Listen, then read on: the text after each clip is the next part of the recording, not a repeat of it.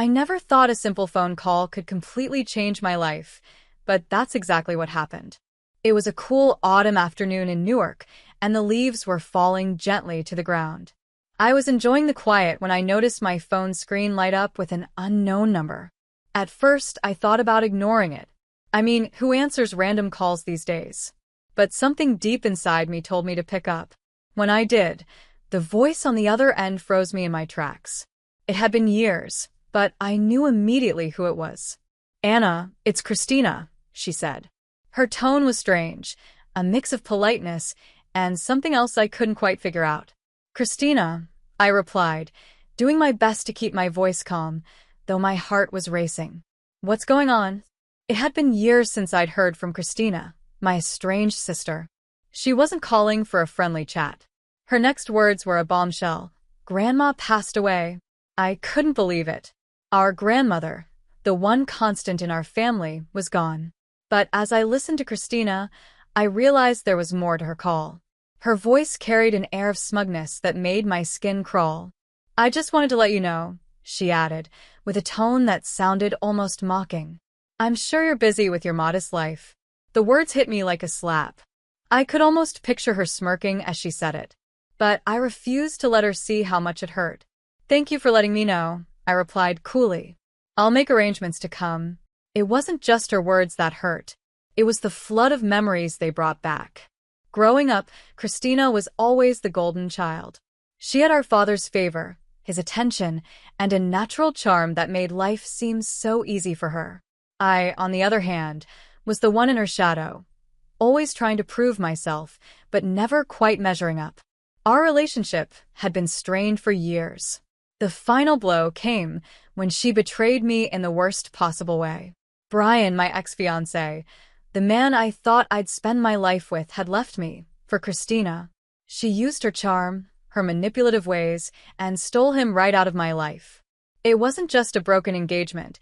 It was a betrayal that left deep scars. After that, I cut ties, not just with her but with the rest of my family. Our father, who had always favored Christina, made it clear where his loyalty lay. My mother, though caring, couldn't bridge the gap between us. So I built my own life far away from the chaos. I married Arthur, a kind and supportive man who works in tech. Together, we built a cozy, love-filled home in the suburbs. Our daughter, Abigail, is the light of our lives. At 5 years old, she's already an artist in the making, sharing her drawings on her popular YouTube channel. While my life may not be flashy, it's rich in love and happiness. But hearing Christina's voice again reminded me of the pain I had worked so hard to leave behind. This phone call wasn't just news about our grandmother. It was the beginning of a storm I wasn't sure I was ready to face. The call from Christina stirred up a storm of emotions I thought I had left behind. The idea of returning to the family home for our grandmother's funeral made my stomach twist. It had been years since I'd been back, and the memories were a bittersweet mix.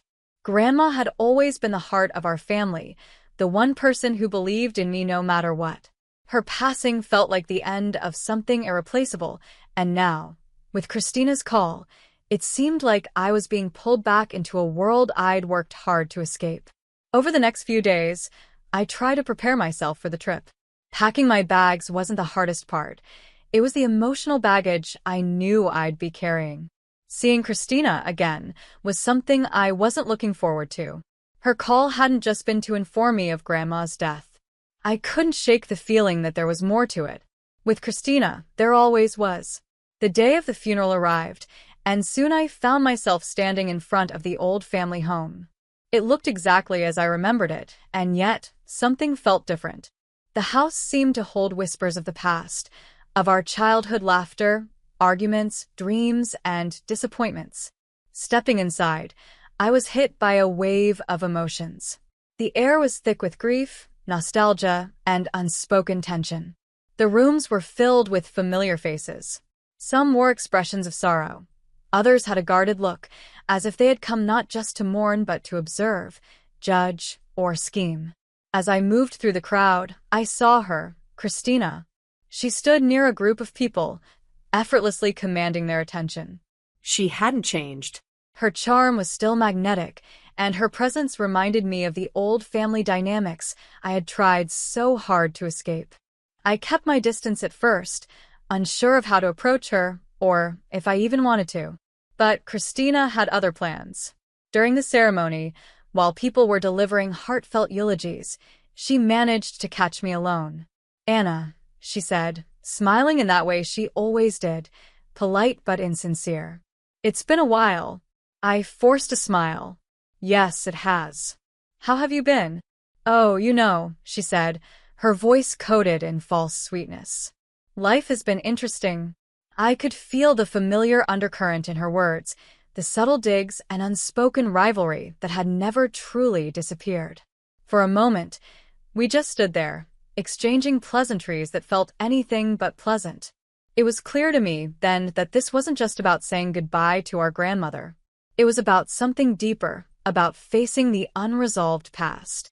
Looking at her, I realized that this reunion wasn't just about mourning. It was about confronting everything I had avoided, the betrayals, the unspoken grievances, and the choices that had shaped who we both had become. Little did I know this was only the beginning. I knew this encounter would bring revelations that could shake everything I thought I knew about my sister and our family. The days leading up to the funeral were tense, filled with emotions I had tried to bury. I kept busy with Arthur, Abigail, and our everyday life, but no matter how much I tried, I couldn't escape the thought of seeing Christina again. It wasn't just her. It was the whole family I had distanced myself from. Memories of the past were creeping in, and they weren't all happy ones. When the day of the funeral finally came, the atmosphere was thick with sadness and unresolved feelings. The family home, with its faded charm, was crowded with relatives and old friends.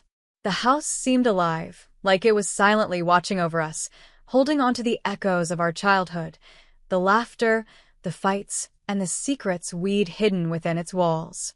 As I entered the living room, I felt her presence before I saw her. Christina was there, as poised and confident as ever. Her polished appearance only reminded me of the rivalry that had always existed between us. It wasn't long before she made her way over to me, her smile softer this time, but still edged with something I couldn't quite trust. "I've been meaning to catch up," she said, her voice friendly but with a hint of curiosity. "It's been a while since we talked." I forced a polite smile, trying to keep my emotions in check. "Yes, it has. How have you been?" "Oh, Christina said with a dismissive wave of her hand. "Busy but good.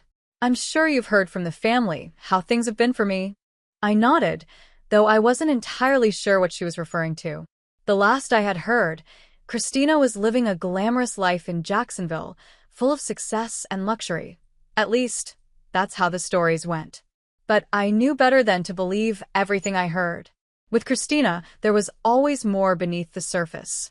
During the wake, she made sure everyone knew about her so-called perfect life. She talked endlessly about Jacksonville, her upscale lifestyle, and her achievements. It was clear she was trying to impress, to prove her life was better than mine. I watched her with a mix of irritation and curiosity. Behind her confident facade, I could sense the same lies and manipulations that had defined her for years. She even brought up Bryan Adams, my former fiancé, and now her ex-husband. Her casual mentions of him, her attempts to appear unaffected by their failed marriage, felt like she was reopening an old wound. Bryan had once been my everything. We had plans, dreams, and a future until Christina, with her charm and cunning, took him away. The betrayal broke me, leaving scars that I thought had healed. Seeing her now, so nonchalant and proud, was a painful reminder of all I had lost. It wasn't just about Bryan. It was about all the hurt she had caused. This encounter wasn't just about the funeral. It was forcing me to confront a past I had tried so hard to leave behind. I decided it was time to confront Christina about the past. I had carried the weight of her betrayal for far too long, and I hoped that talking to her might bring me some closure. As the crowd at the funeral began to thin out, I spotted her standing near the living room window. Summoning my courage, I approached her. "Christina, can we talk?" I asked, doing my best to keep my voice calm. She turned to me, her expression unreadable at first, but her eyes narrowed slightly. Of course. What's on your mind? I took a deep breath, trying to steady my emotions. I need to understand, I began. Why did you have to take Brian from me? What made you think it was okay to destroy what we had? For a moment, Christina's cheerful mask dropped, replaced by a colder, more calculating look. Anna, it's not about taking anything, she replied, her tone sharp. Brian and I had our own connection. You just didn't see it. Her words stung, but I wasn't going to back down. You manipulated him, I said, my voice rising with emotion. You knew how much I loved him. You knew what he meant to me. She shrugged, her indifference infuriating. Brian made his own choices. You can't blame me for that. Life doesn't wait for anyone, Anna. You need to move on. Her dismissive attitude only made my anger grow. You never understood, did you? I said, my voice trembling. It wasn't just about Brian. It was about everything. You always seemed to have everything handed to you while I was left struggling to prove myself. Her expression hardened, and her voice turned icy. Don't blame me for your shortcomings, she shot back. We all have our battles. Maybe if you had been more assertive, things would have turned out differently. Her words felt like knives, cutting into wounds I thought had healed. I wanted to lash out, to yell, but I forced myself to take a deep breath. This isn't just about Brian, I said quietly. It's about our family. It's about the way everything always seemed to work in your favor while I was left behind. Before she could respond, a group of distant relatives approached, pulling us apart. The confrontation ended abruptly, leaving everything unresolved. I stepped away, my emotions swirling, and spent the rest of the evening in a daze. Faces blurred together as people offered their condolences, but my thoughts were stuck on Christina and the painful memories she had stirred up. The next day, as the funeral came to a close, I felt a mix of relief and unease. The family dynamics were as complicated as ever, and I couldn't shake the feeling that there was more beneath the surface. Christina's perfect life was starting to show cracks, and I was determined to uncover the truth. I left the funeral with a heavy heart, but a newfound resolve. The confrontation had opened old wounds, but it had also set the stage for deeper revelations. I knew the road ahead wouldn't be easy, but I was ready to face it. The days that followed were quiet, yet unsettling, as I prepared myself for what was to come. I kept replaying my confrontation with Christina in my mind, trying to make sense of it all. No matter how hard I tried, I couldn't shake the feeling that our family's issues were still deeply rooted and unresolved. My mother's apology, though kind, didn't fix the years of distance and pain. It felt more like a bandage on a wound that needed more than just words to heal. During this chaotic time, Arthur and Abigail became my safe haven. Arthur, with his calm and steady presence, never pressured me to talk about what was troubling me. Instead, he simply stayed by my side, offering quiet support. Abigail, with her youthful energy and curiosity, was my light in the darkness. She poured her heart into her YouTube channel, sharing her artwork with the world. Her joy and excitement were contagious and gave me something positive to focus on. But the calm didn't last long. Christina, ever dramatic, took to social media in an attempt to belittle me. Her posts were filled with sarcasm, painting herself as wildly successful while making veiled jabs about my ordinary life. It was frustrating to see her try to make herself look better at my expense, and it hurt to know she was doing this so publicly. That's when Abigail's YouTube channel became an unexpected tool in this battle. One evening, after seeing a particularly cruel post from Christina, I had an idea. Abigail and I decided to make a video, not to directly confront Christina, but to show the happiness and love in our lives. We created a heartfelt video featuring Abigail's art and moments from our family life. While it seemed innocent on the surface, we included subtle references to Christina's lies. It was our way of standing up for ourselves without stooping to her level. The video took off quickly. Viewers flooded the comments, praising Abigail's talent and the warmth of our family. It didn't take long for people to connect the dots, and the tide began to turn. Christina's carefully crafted image started to crack. People began pointing out the inconsistencies in her stories, and her social media posts were filled with criticism. The truth about her manipulations was finally coming to light. As the video went viral, Christina's reputation began to fall apart. The backlash on social media was harsh, and people started questioning the persona she had spent years building. Meanwhile, Brian, her ex-husband, was also struggling. The public attention surrounding their failed marriage and his involvement in this drama affected his professional life. He made a critical mistake at work, which led to him losing his job as a software engineer. The pressure of his personal and professional failures pushed him into a downward spiral. For Christina, the strain became too much to handle. Her perfect facade was crumbling, and with it, her sense of control. The fallout from this battle was far from over, and it was clear that the choices we made now would shape the future for everyone involved. Christina filed for divorce, cutting her final ties with Brian. Their son, Gabriel, became an innocent victim of their turmoil. With Christina's unstable situation, Gabriel was placed in a care facility, a far cry from the privileged life Christina had once proudly shown off. The cracks in the family's dynamics grew wider, forcing everyone to face the consequences of past actions. Amidst the upheaval, my mother approached me. She had always been more sympathetic toward Christina, but now she stood before me with tears in her eyes and an apology on her lips.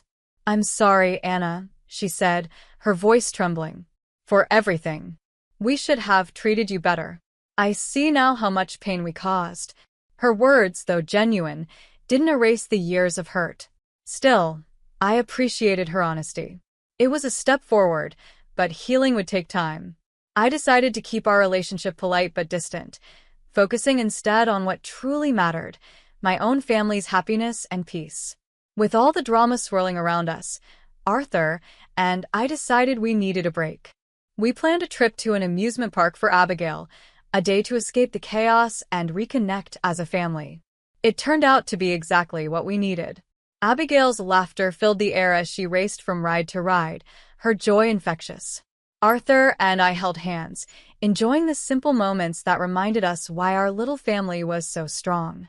The outing gave us a chance to step away from the shadows of the past and focus on the light of the present. Watching Abigail's excitement and feeling the warmth of Arthur's presence, I realized how far we'd come. This was our life, a life built on love, trust, and support.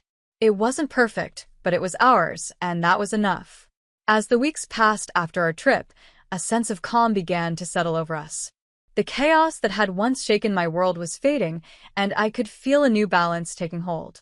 Christina's downfall was harsh, but inevitable. Her constant need to prove herself, her envy, and her manipulative actions had finally caught up with her. The divorce, the loss of her son's care, and her crumbling reputation were painful consequences of the choices she had made. Brian, too, was facing his own struggles. His dismissal from his job left him adrift, struggling to rebuild his life. But for me, these events felt distant, like echoes from a life I no longer lived. My focus had shifted entirely to my family and the contentment we had found together. Through everything, I learned a powerful lesson.